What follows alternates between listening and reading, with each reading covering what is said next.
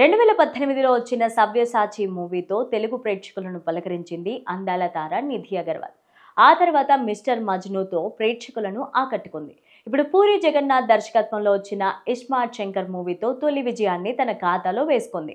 అయితే ఆ తర్వాత నిధి అగర్వాల్ ఆశించిన స్థాయిలో విజయాన్ని మాత్రం అందుకోలేకపోయింది.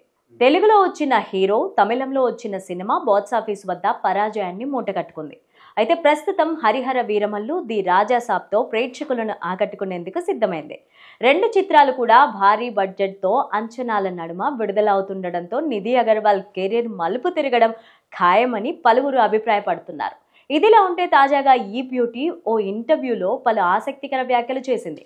పవన్ కళ్యాణ్, ప్రభాస్లతో పనిచేయడం తనకు ఎంతో సంతోషంగా ఉందని చెప్పుకొచ్చింది. ఇక పవన్ కళ్యాణ్ గురించి మాట్లాడుతూ, పవన్ కళ్యాణ్ సెట్స్ లో ఉన్నప్పుడు ఎంతో ఏకాగ్రతతో ఉంటారని, యాక్షన్ అని చెప్పగానే పూర్తిగా లీనమైపోతారని చెప్పుకొచ్చింది. చుట్టూ ఏం జరుగుతున్నా పవన్ పట్టించుకోరని, తన సన్నివేశం పైన మాత్రమే దృష్టి పెడతారన్నారు.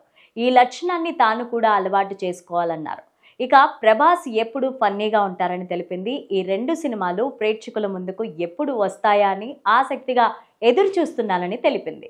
ఇదిలా ఉంటే 2022లో విరామం తీసుకోవడానికి గల కారణాన్ని వివరిస్తూ, నేను స్టార్ కిడ్ని కాదు, అలాగే నాకు సినిమా నేపథ్యం కూడా లేదు, నేను నటిగా మొదటి స్థానంలో ఉండడమే పెద్ద విషయం, సినిమాల్లో అవకాశాలు రావడమే నాకు విజయంతో సమానమని చెప్పుకొచ్చారు. ఎక్కువ సినిమాలు చేయాలని అందరికీ ఉంటుంది, కానీ నేను నమ్మకం ఉన్న కథలని మాత్రమే ఎంచుకుంటాను, అలాంటి వాటి వైపు మాత్రమే దృష్టి పెడతానని చెప్పారు.